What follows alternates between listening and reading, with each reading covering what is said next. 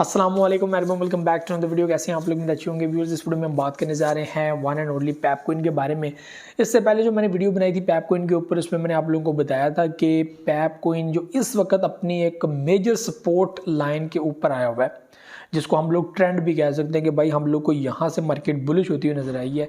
Same उसी point के ऊपर जो है वो हम लोगों को पेपकोइन कल के दिन देखने को मिला, एक बड़ी सी विक यहाँ पर देखने को मिली, ठीक है, जिसने दोबारा जीरो को ऐड किया, नीचे की प्राइस जाते जाते जीरो में चली गई।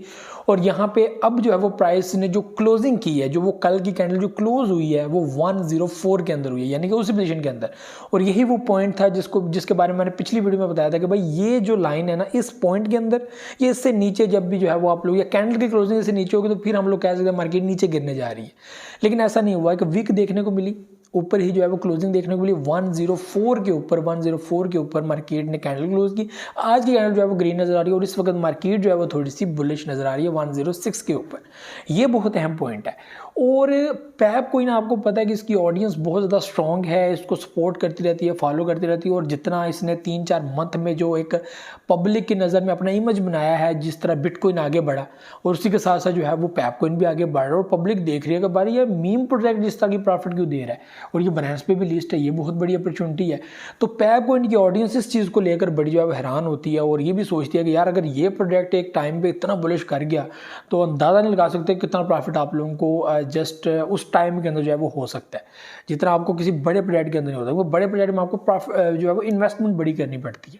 और इसमें यह होता है कि आपकी लेटेस्ट इन्वेस्टमेंट होगी और उसमें जब आप लोग 1-1.5 साल के बाद जब देखेंगे भाई बिटकॉइन कहाँ पे चला गया, बाकी कॉइन्स अपने अपने पोजीशन के हिसाब से किस रेंज के अंदर निकल गए हैं, तो आप खुद देखेंगे कि ये प्राइस कहाँ से कहाँ जा रही है और आपको कितना प्रॉफिट जो है वो दे रही है। तो पेपकोइन उस हवाले से बड़ा स्ट्रॉन्ग है, ठीक है।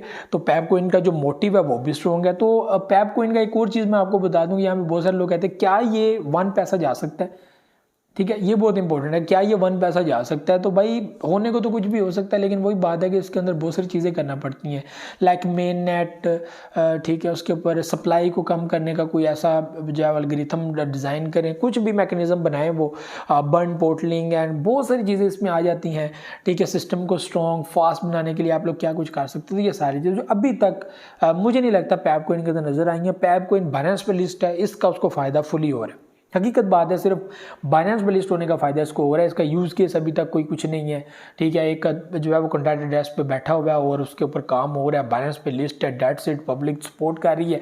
हमने ये देखना कब तक सपोर्ट करती है, कितना सपोर्ट करती है। इसलिए मैं कहता हूँ कि इस प्रोजेक्ट के अंदर खासकर आप लोग अपना स्टॉप लिमिट लगा के रखा करें। और इसमें बहुत सारे लोग हमारे जो है वो स्टॉप लिमिट का यूज़ करते हैं, क्योंकि ये कॉइन जब नीचे आता है तो आपको प्रॉफिट जो होता है वो आपका ऑटोमेटिकली बुक हो जाता है, और ये जितना डाउन आएगा तो वहाँ पर दोबारा से इसकी एंट्रीज हो जाती है। तो ये वो टाइम भी है कि आप इस पॉइंट के अंदर जो है वो आप लोगों ने देखना, कैंडल की क्लोजिंग अब नहीं हुई, अब फिर प्रॉफिट में जा रहा है, तो यहाँ पर जो है वो इस प्रोजेक्ट के अंदर एंट्री पॉइंट भी बनता है और मेजर एंट्री पॉइंट है। ये कोई छोटा एंट्री पॉइंट नहीं है, मेजर एंट्री पॉइंट है, ठीक है। और यहाँ से की हुई परचेजिंग आपको आइंदा 6-7 मंथ के अंदर या उससे ज़्यादा आप लोगों को टाइम के अंदर रखते हैं, तो उसके बाद जो आप लोगों को देखने को मिलेगा वो हैरानकुन होगा और आपको मैं कहता हूँ हिला देने वाला होगा। तो ये चीज़ें जो है वो अपने माइंड में रखें। तो पेपकोइन के बारे में यही कहूँगा ऑडियंस को कि अपने आप को थोड़ा सा संभालें, और पेपकोइन का फ्यूचर ब्राइट है, ठीक है। रीज़न ये है कि बाइनेंस पे लिस्ट है और जैसे जैसे जो है वो बिटकॉइन आगे बढ़ रहा है, ये भी बढ़ रहा है, क्योंकि जब एक कम्युनिटी सपोर्ट करती है ना किसी प्रोजेक्ट को, जब तक वो अपनी सपोर्ट पीछे नहीं ना हटाती, हम लोग कह नहीं सकते कि इसके अंदर क्या कुछ होगा,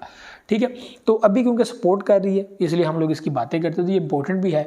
तो ये व्यूअर चीज़ें थी जो आप लोगों के साथ शेयर करनी थी। उम्मीद है आप लोगों को वीडियो पसंद है। मुझे इजाज़त, तो हमें याद रखिए। अल्लाह हाफिज़।